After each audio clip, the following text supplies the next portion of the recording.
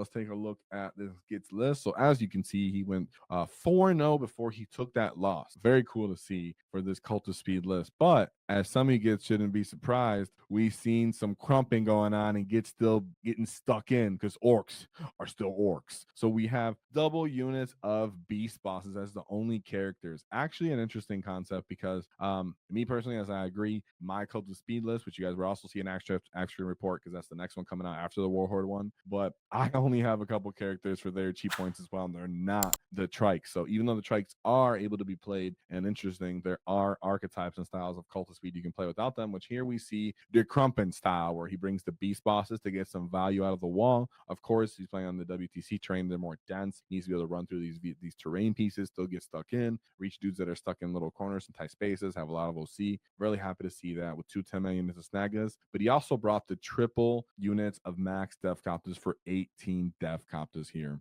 Getting stuck in with all the dakka, the rockets, the spinning blades. But don't be miffed. Not only did he have 2 units of Minos Gretchen to screen his backfield, because with this kind of list, there's no going back. There's no going back, right? With this kind of list. As you can tell, it's all forward momentum because this Git had 2 units of kill rigs as well, followed by 1 unit of commandos, 2 units of shock jump dragstas, 2 units of storm boys, and then 3 maximum size units of war bikers without the trike. Interesting there. Now, my opinion from my first hand playing with them when I've done these war bikes, though I like them a lot because the reactive move is pretty interesting and fun. They get their lance ability to fight.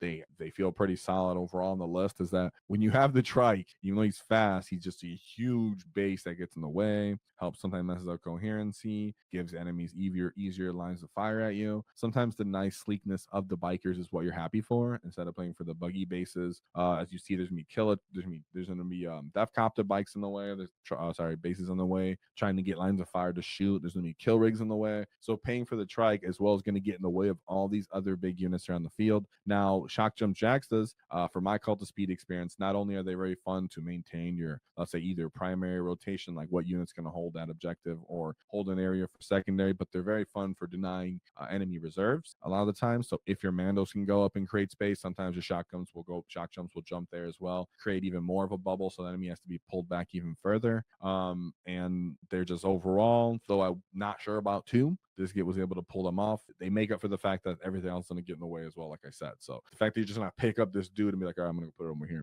And then I can pop a 4-pinball if I want. Very nice to see. Cult of Speed's always slept on, and all these guys can fall back, shoot, and charge. Not the kill rigs, right? Not the kill rigs, not the Snagas, not the Gretchen, but all these rest of these units. So they're going to be getting stuck in with a lot of ablative wounds. Then you got the boys for those hard to reach places. Kill rigs throwing a little bit of extra war tower support, giving +1 strength to random units like war bikers. So really fun list to see now. Some Gits are like, well, I can't get that many bikers, Koptas, or bikes. Well, if you're a Cult of Speed Git and you're crazy anyways, you're TTS or whatever you're printing or borrowing, whatever it can be. So great style of list, very fun to see. I've heard this from some top level players that were like considering Cult of Speed and even considering kill rigs. So I think 2 is that keen number. Not sure how this would go in a GW list per se to say. Terrain layout, because how the kill rigs are so huge, they can kind of get picked up and isolated, but this guy is stuck in. So let's take a look at this path to victory, as I was very excited to see Cult of Speed getting some results. So we have the Tau Empire with the Kalyon. So we have Dark Strider, 2 Cadre Fireblades, a Commander Coalstar Battle Suit, and a Erythriel. Ooh, he came with the Breachers. So he has double units of Breachers and then a Strike Squad, 1 unit of Kroots, followed by some Pathfinders, double Stealth Suits for the 3-man unit, 1 unit of Vespid, 1 unit of Kroot Riders, double Broadside Suit, 1 Knife Fire Battle Suit, a Sunforge Battle Suit, a Piranha, a Riptide, Skyray Gunship, and 2 Devilfish. Devilfish are going to have those breachers inside of them. They're really good at getting long lines of fire and then getting good firepower on you with like a lot of small arms fire, which is about like 6/6, I think. And they can get buffs on that with their characters if they have them attached, what they do. They're Cadre Fireblades for additional shots. Nonetheless, Tau is one of those other armies that if they can go first, they have their infiltrators, they have a little cheap chaff that they're able to throw forward and kind of create space. But what I've done the Cult of Speed matchup into Tau, luckily, and between the amount of stuff you can just display and how they typically have to focus fire on something, it still behooves you to be very aggressive. So even though, you know, the more you wait on Tau and try to just outmaneuver them, the more they just pick you apart, create kind of move blocks where they want, funnel you into their firing lanes of death, and then push late game and just throw a bunch of stuff at you willing to die and just swing them objectives. So very important for you as an orc to be highly aggressive here. And that's what he was. Kill rigs kind of go up, can soak up some damage. You still have the Koptas that are staging up. Of course, you're not just presenting your favorite assets to get shot, but in some cases, they're going to have worse lines of fire, or if that one unit has to be exposed, like a Kopta unit, you can pop a 4 bin vuln, which even if they focus on it, I've gone through it, can withstand a lot of their damage. They don't have anything that's clean for 4 wounds a pop, unless you're standing on an objective and the breachers maybe get off on you. But in this case, because you have Mandos,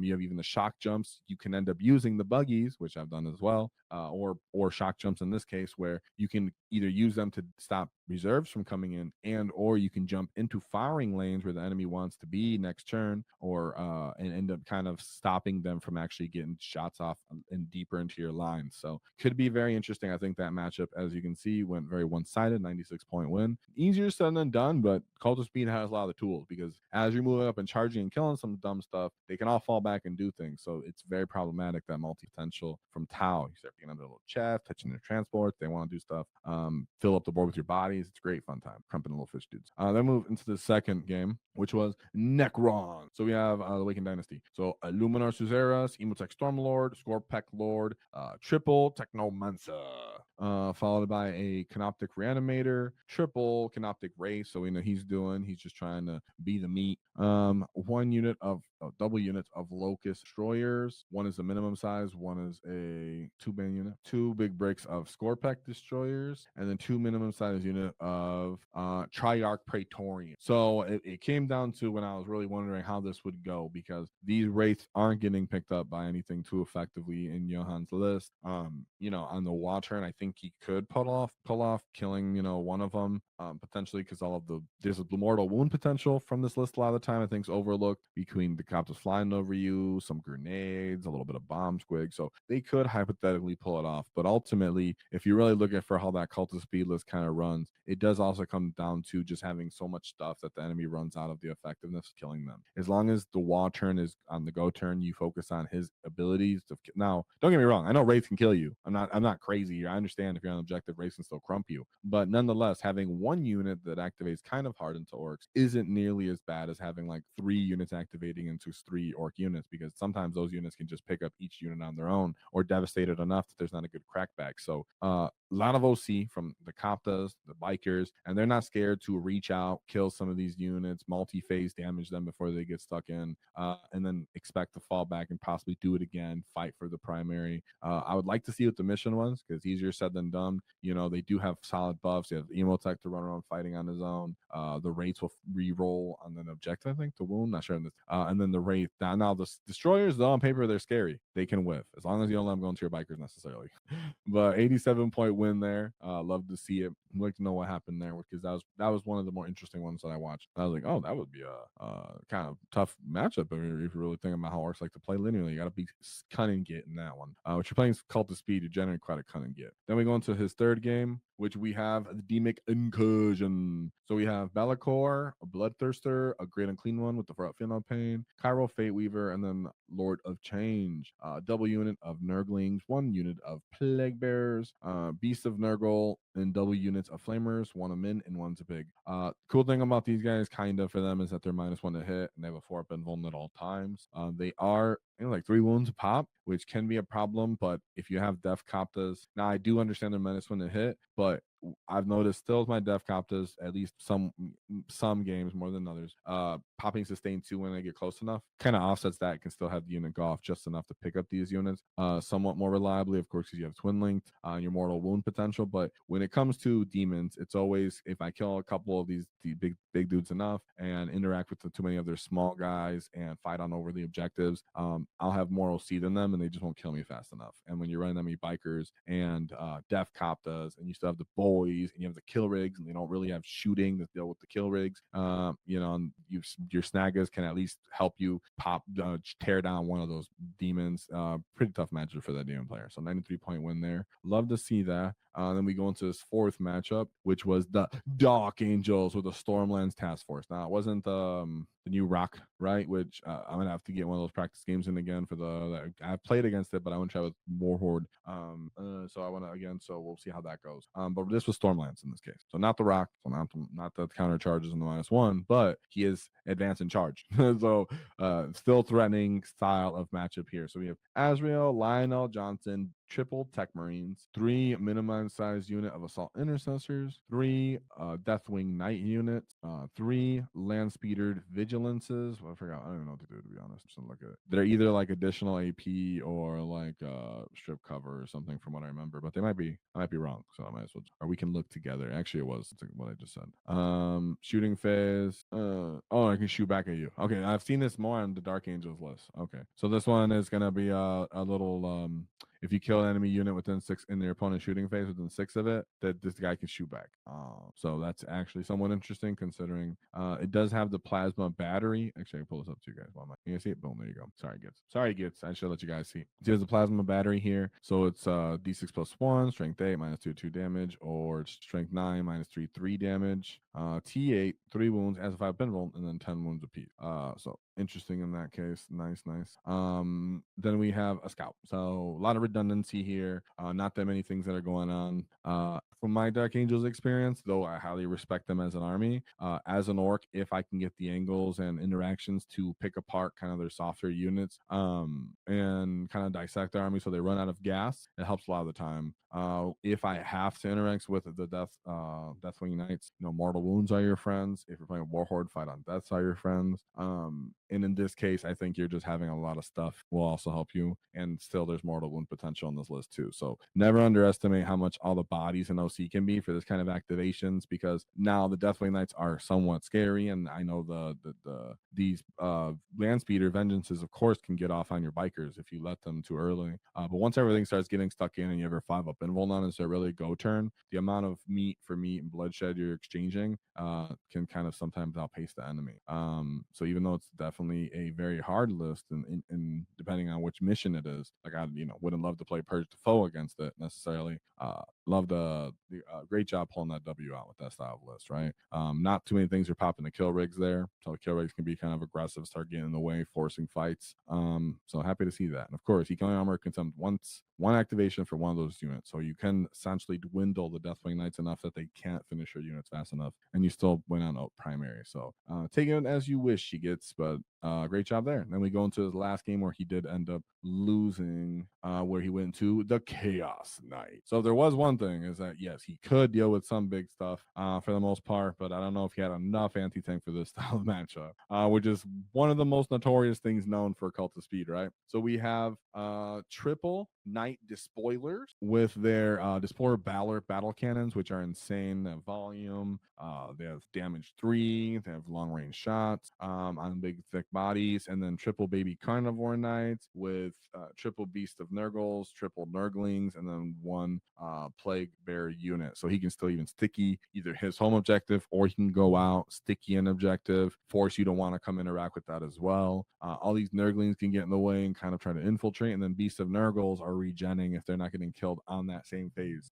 So the typical kind of multi-phase damage that's coming from the Cult of Speed can kind of fall off there, where you can't really one-shot to snag a unit outside of the wall with any of your units too reliably, so then it's going to heal. It has primary OC, and it can sit on weird spots. It fights someone respectably, and then you still have the carnivores and such. So this would definitely be a tough matchup, but he did a pretty good job there still with the score, with 72 points, and he only lost by 1, so that's pretty insane, right? So even though it would still be a problematic type matchup, it's one of those things that once you kill, and if he chooses to kill, all that other trash stuff that is very susceptible to his snagas and his small arms and the units that he still has remainder on the list, can the Knights Despoilers dislodge him fast enough? And in this case, tough matchup. He still did very well by 1 point is some secondaries, maybe 1 second here and there. Could have gone either way. So great freaking stuff. I'm really glad we covered this list, because any orc that does this look good, where it goes 4-1 with this Cult of Speed hybrid list, has 1 point loss, should be taken into at least account and consideration for all those gets have been wondering about Cult of Speed and that the snagga hybrid style that can happen in archetype that we've talked about in the past, right? So you know, we've talked about it in the how to play Cult of Speed archetype before, so it's great to see that this finally came to fruition. Love to see it. Great job for the live chat for voting for this one. So remember, double Beastbosses, the only characters, double snaggas, and also people wonder sometimes why you don't pay for the truck boy enhancement, so to be able to move the truck, get out, attack.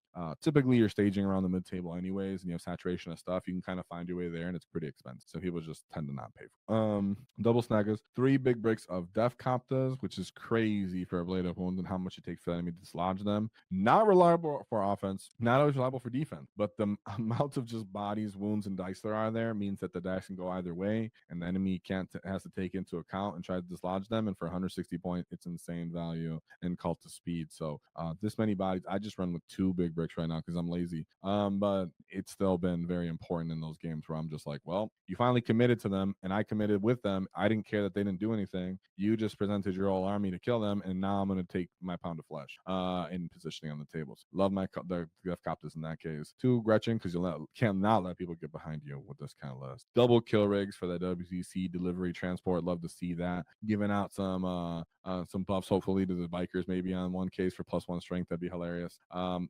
commando unit, double shock jumps. I thought that was pretty sick. Like I've said, I think this is how I typically use them in my games.